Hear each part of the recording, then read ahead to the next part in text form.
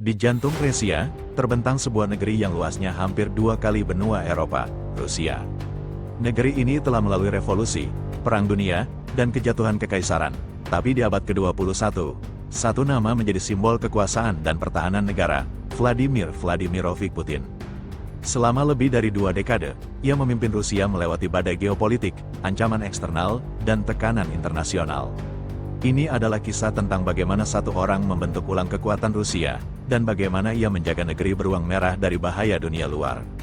Lahir dari abu Uni Soviet pada tahun 1991, Uni Soviet resmi bubar, dunia menyaksikan kejatuhan raksasa yang pernah menyaingi Amerika Serikat. Namun bagi rakyat Rusia, masa itu bukan hanya akhir dari ideologi, itu adalah awal dari penderitaan. Ekonomi kolaps, nilai rubel terjun bebas, pengangguran melonjak, negara kehilangan kendali atas banyak wilayahnya, oligarki muncul, menguasai aset negara. Di tengah kekacauan, seorang mantan perwira intelijen bernama Vladimir Putin perlahan naik ke panggung kekuasaan. Pada tahun 1999, Presiden Boris Yeltsin menunjuknya sebagai pengganti. Dunia luar masih belum mengenal nama itu. Tapi bagi Rusia, saat itulah perisai pertama mulai dibentuk. Membangun kembali kekuasaan negara langkah pertama Putin sebagai presiden bukan menyerang musuh luar, tapi menaklukkan musuh dalam.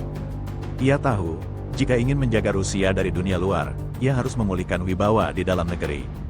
Dalam waktu singkat, ia mengambil alih kendali atas sumber daya strategis, gas, minyak, dan media. Oligarki yang dulu bebas mengatur negara, kini tunduk pada perintah Kremlin. Putin juga memperkuat institusi negara, membangun kembali struktur kekuasaan yang stabil, birokrasi yang patuh, dan aparat keamanan yang loyal. Negara bukan lagi ladang bebas, melainkan benteng yang dipagari disiplin dan kekuatan. Reformasi militer dan doktrin keamanan dengan dasar negara yang stabil, Putin melanjutkan agenda besar berikutnya, membangun kembali kekuatan militer Rusia. Angkatan bersenjata yang dahulu karatan dan kekurangan dana, kini didanai penuh. Putin meluncurkan program modernisasi militer, sistem rudal S-400 dan S-500 dikembangkan, armada kapal selam nuklir dibangun ulang. Teknologi senjata hipersonik dan pertahanan udara diperkuat. Tidak hanya itu, Rusia memperkuat doktrin militernya, menganggap ekspansi NATO sebagai potensi ancaman langsung, dan mempertahankan hak untuk merespons dengan kekuatan penuh. Putin tak hanya membangun pasukan, ia menciptakan efek gentar global. NATO dan lingkaran ancaman selama 2 dekade, NATO memperluas jangkauannya ke negara-negara bekas Blok Timur, Polandia, Rumania, Latvia, hingga Estonia kini menjadi anggota. Bagi Putin, ini bukan sekadar politik, ini adalah pengepungan.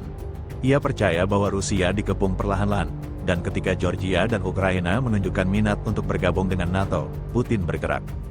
Pada 2008, Rusia berperang singkat dengan Georgia.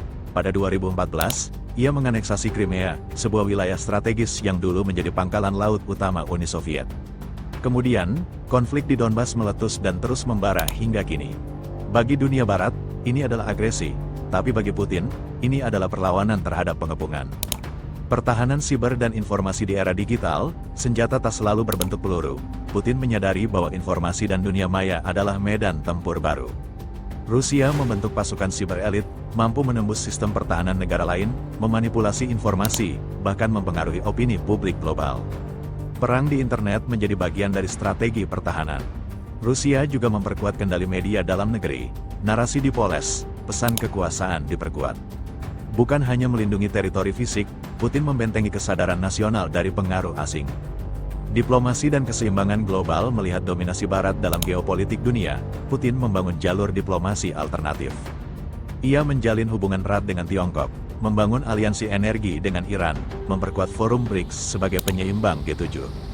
Rusia mengalihkan perdagangan ke timur, menjual gas ke Asia, menjalin perjanjian militer dan ekonomi di luar pengaruh AS dan Eropa. Dunia tidak lagi satu kutub, dan Putin memastikan bahwa Rusia tetap menjadi salah satu pusat gravitasi dunia. Ketahanan ekonomi di tengah sanksi-sanksi ekonomi dari Barat datang bertubi-tubi, tapi Rusia tak runtuh. Putin membentuk ekonomi yang tahan banting, memperkuat produksi lokal, mengembangkan pertanian, menciptakan sistem perbankan dan transaksi mandiri. Sektor energi tetap menjadi tulang punggung, rubel dijaga nilainya. Rusia tak mencari kemewahan ekonomi global, yang mereka cari adalah kemandirian. Dan Putin membuktikan bahwa bertahan di bawah tekanan adalah bentuk perlawanan yang paling ampuh.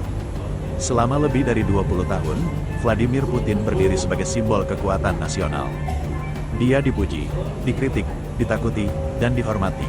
Tapi yang pasti, ia konsisten menjaga Rusia tetap berdiri di panggung dunia. Di balik setiap keputusan strategis, ada filosofi bertahan. Baginya, kekuatan adalah keharusan, dan kelemahan adalah undangan bagi invasi. Vladimir Putin bukan hanya presiden, ia adalah arsitek benteng modern Rusia. Ia membangun kekuatan di bawah tekanan, menjawab ancaman dengan strategi, dan memimpin negaranya, bukan untuk mencari pujian, tapi untuk bertahan. Dalam sejarah panjang Rusia, nama-nama besar muncul di tengah krisis. Hari ini, bagi jutaan rakyatnya, Vladimir Putin adalah benteng, sang perisai Rusia, di dunia yang terus berubah.